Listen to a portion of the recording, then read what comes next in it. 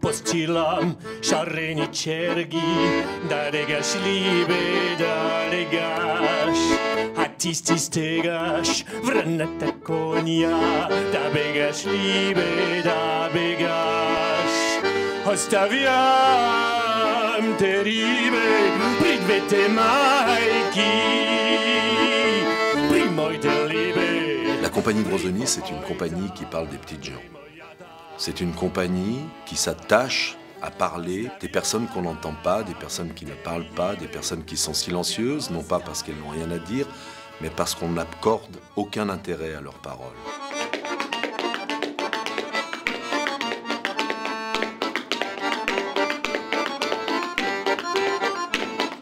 Quand je vois d'où je viens et aujourd'hui comment je travaille sur des textes de Virgile, de Homère, quand je travaille sur les textes de Laurent Godet, de Peter Turini, de Bertolt Brecht, de Shakespeare, je me dis quel parcours j'ai fait.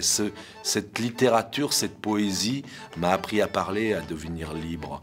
Et je pense que depuis une trentaine d'années qu'existe la compagnie, c'est ce désir de partager cette liberté, de partager ces mots, de les apporter aussi à des personnes qui n'ont pas la possibilité, parce qu'on ne prend pas le temps de leur donner ce temps d'apprentissage et de leur ouvrir les yeux, pas pour qu'ils fassent du théâtre ou de la peinture ou de la littérature, mais pour que tout d'un coup, à travers ces mots, ils arrivent à exprimer leur liberté. La première fois, nous avons travaillé sur un texte de Tennessee Williams qui avait une extrêmement très belle phrase à l'intérieur de ce texte qui disait que rien de ce qui vit ne peut être petit. On ne sait jamais qui, dans la difficulté, va nous tendre la main et va nous aider à nous sauver.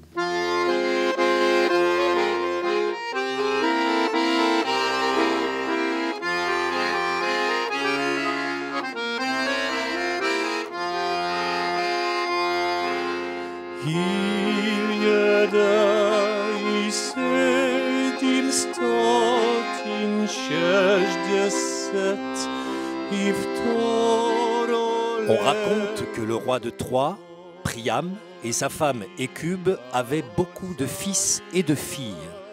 Mais, quand l'un de ses enfants fut sur le point de naître, la reine eut un songe.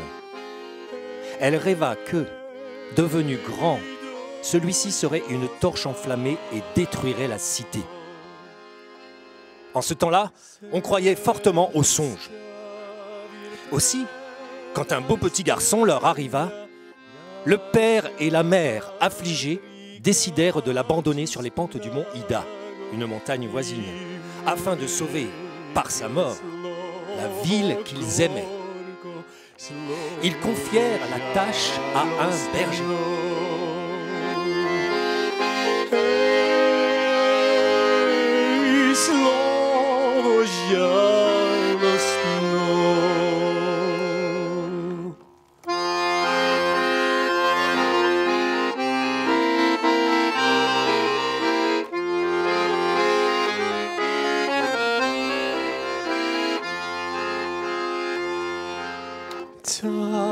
Moi, je ne me sens pas le droit de mettre en scène des comédiens avec qui je travaille et puis de dire tiens, tu prends le rôle d'un Syrien ou tu prends le rôle d'un Afghan ou tu prends le rôle d'un Somalien. Par contre, je trouve qu'il y a des textes et on voit que ces histoires, elles existent depuis des milliers d'années, puisque Homère, dans l'Iliade, raconte les massacres des gens, les peuples qui fuient, l'extermination. Ce sont des mythes, ce sont aussi des légendes sur lesquelles on ne peut pas dire on ne va pas se battre parce que je suis pour, je suis contre les migrants parce qu'ils viennent de là, c'est des voleurs et ainsi de suite, c'est des assassins, on a peur et ainsi de suite. Ou moi je suis pour parce qu'il faut les aider. Ce sont des choses, des légendes et des contes qui viennent parler à notre cœur extrêmement profond et qui nous font travailler de l'intérieur. Et là, par contre, je me sens le devoir d'honorer ces gens à travers ces grandes écritures et à travers cette histoire qui est une histoire universelle, c'est de donner une parole intime à travers un jeu théâtral vrai, profond et sincère d'un acteur. Mais on ne se dit pas, tiens, il est en train de jouer.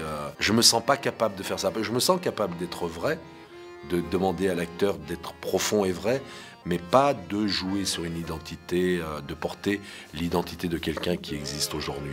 Ce projet du Cheval de Troie, pour moi, ce qui est important, c'est qu'il y ait le spectacle, qu'il soit fort, mais on va quand même conserver à travers ce projet une petite forme qui va aller dans les écoles.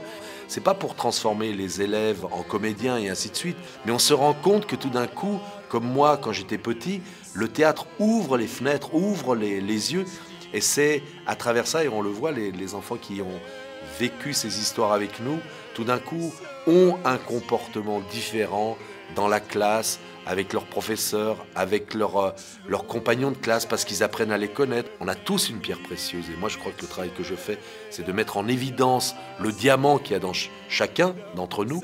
Dans ce projet du Cheval de Troie, c'est le spectacle, mais c'est la rencontre avec les jeunes, c'est la rencontre avec des personnes de quartier, des personnes différentes, et ensuite de travailler sur la poésie et d'amener à la connaissance et à la rencontre entre des gens pour pouvoir participer à l'évolution du monde et de ne pas aller vers la révolution. Moi, je travaille sur l'intuition, sur l'incarnation du verbe.